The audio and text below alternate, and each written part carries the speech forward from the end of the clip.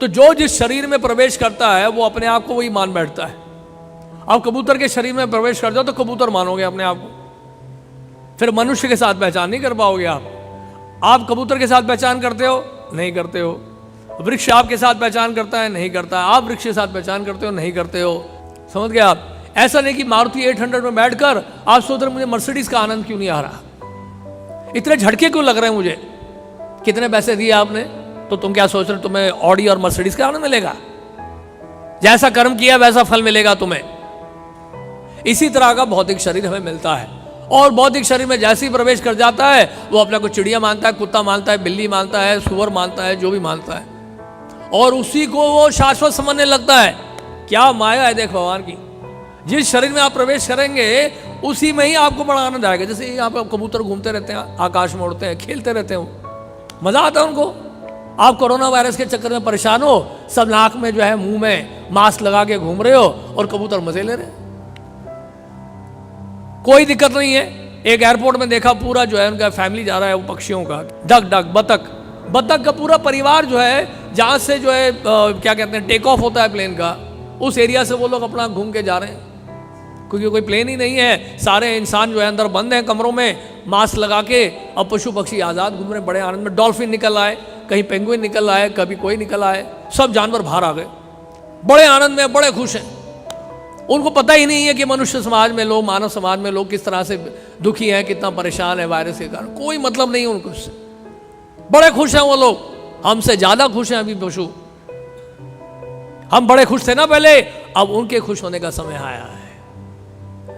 अब बड़े खुश हैं वो लोग। बहुत तंग किया हमने उनको, बहुत बर्बाद किया, बहुत परेशान किया हमने, अब मजे से घूम रहे हैं। अभी भी देखिए उनकी बड़प्पन देखिए, हमें परेशान नहीं कर रहे हो, वो बदला नहीं ले रहे हैं, लेकिन स्वतंत्र होकर, बड़े आनंद में, बड़े सुखी होकर, जिस शरीर में भी हैं बड़े सुखी होकर घूम रहे हैं।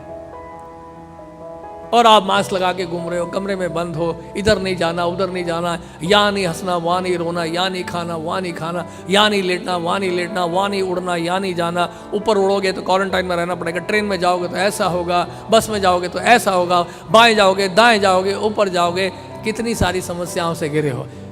और मजे की बात देखिए क्या है, जैसे ये सब ठीक होगा, माया का ऐसा प्रभाव होगा जिसको कहते हैं आवरणात्मिका शक्ति, फिर से ऐसे लगेगा कुछ भी नहीं था, ये तो 1 साल के लिए था, let us enjoy again, let's have a party. अब कोरोना खत्म हो गया, भूल जाओगे, सब भूल जाओगे, कोई रियलाइजेशन, कोई एक्सपीरियंस, कुछ नहीं होता।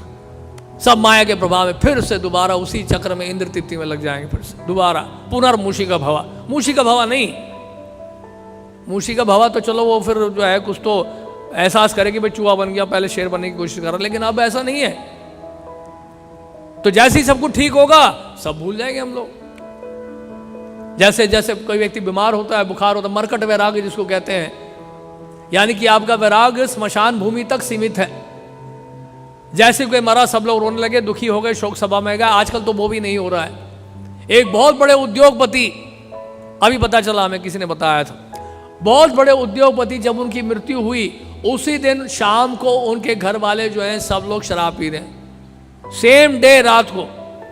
उनके सिक्योरिटी गार्ड ने बताया, उन्होंने कहा सर बड़ा बुरा हाल है यहाँ पे, तो आज मृत्यु हुई है साहब की, आज ही ये लोग सब पी रहे हैं, आज ही ड्रिंक कर रहे हैं, सब भूल गए, जो गया वो गया, कि क्या रोना, क्या दुख मनाना। तो इस तरह से है ये संसार। माया का ऐसा प्रभाव है, भगवान की जो माया शक्ति है, बहिरंगा शक्ति इतनी प्रभावशाली है कि आप सोच भी नहीं सकते हैं। आपको ऐसे बांध देती है माया में, ऐसा लगता है कि जो आप देख रहे हो, जो आप सोच रहे हो वही सही है।